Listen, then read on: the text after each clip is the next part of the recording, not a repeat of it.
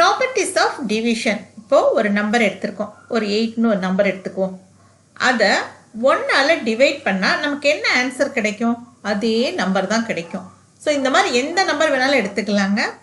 அந்த நம்பரை 1ஆல் டிவைட் பண்ணால் நமக்கு என்ன ஆன்சர் கிடைக்கும் அப்படின்னு பார்த்தீங்கன்னா அதே சேம் நம்பர் தான் கிடைக்கும். ஓகே, இது ப்ராப்பர்ட்டி நம்பர் 1ன்னு வச்சுக்கோங்க.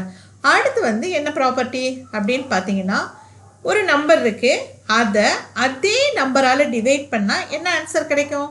1. ஓகே, என்ன வேணாலும் நம்பர் எடுத்துக்கலாம். இப்போ 78 78ஆல் டிவைட் பண்ணால் நமக்கு என்ன ஆன்சர் கிடைக்கும்?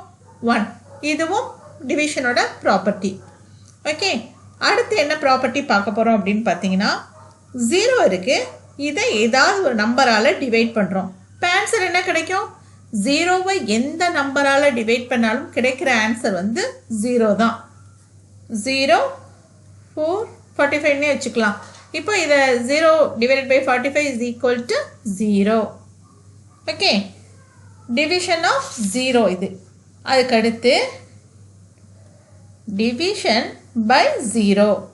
இப்போது ஒரு நம்பர் இருக்குது, டிவைடட் பை 0 அப்படின்னா இன்ஃபினிட்டிவ் இல்லை, இட்ஸ் நாட் பாசிபிள். இது வந்து டிவிஷனோட ப்ராப்பர்ட்டியில் ஒன்று. நிறைய பேருக்கு குழப்பமாகிறது என்ன தெரியுங்களா? இப்போது ஒரு நம்பரை 0 டிவைடட் பை எனி நம்பர் என்ன ஆன்சர் கிடைக்கும்? 0.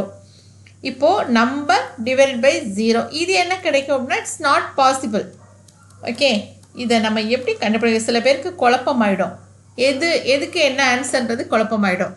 அதுக்காக வந்து என்ன சொல்லுவாங்கன்னா, இப்போ பொம்பளை பிள்ளைங்க இருக்காங்க இல்லையா, அவங்க நேர் உச்சி எடுத்து, ஓகே, இது அவங்களோட நெத்தி, இது நேர் உச்சி எடுத்திருக்காங்க, கீழே வட்டமாக ஒரு பொட்டு வச்சுருக்காங்க.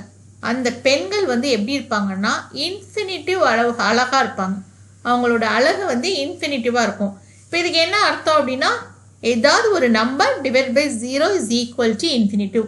இந்த எக்ஸாம்பிளை நீங்கள் ஞாபகம் வச்சுக்கிட்டிங்கனாலே போதும், உங்களுக்கு குழப்பம் வந்து வராது. இதுதான் டிவிஷனோட ப்ராப்பர்ட்டிஸ்.